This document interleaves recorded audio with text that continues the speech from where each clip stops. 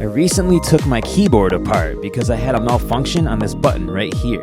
Looking over the board, I was able to determine the problem right here, D23. Let's see if I can fix it. First, I'm going to have to remove some solder. I saw a trick online where you could braid some copper together to soak up the solder. Here are the tools I'll need for my repairs.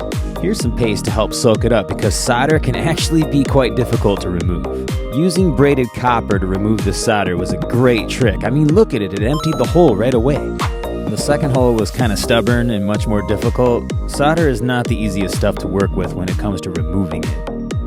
Look at that, D23 is gone. Let's take a look at the back. Wow, look at that, I didn't do too bad. The original diode had a cathode that was marked with a blue band. This one's marked in brown, but it should work as long as I put it in correctly.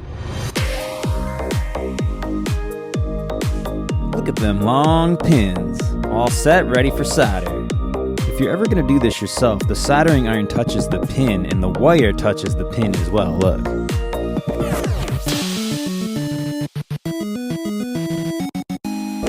Let's snip that excess off. There's my new diode, D23.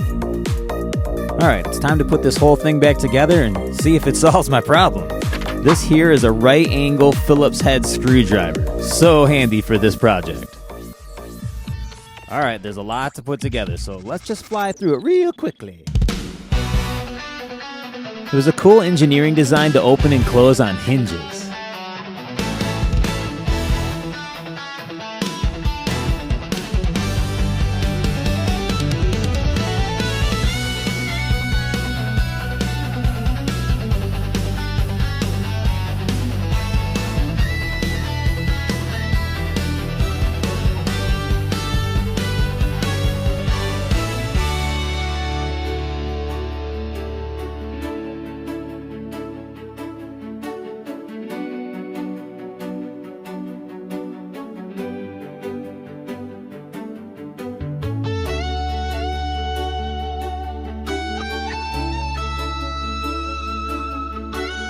Alright, here's the moment of truth. We're gonna turn it on and see if this button finally works. Let's go! It's turning on, so far so good, but it already did this.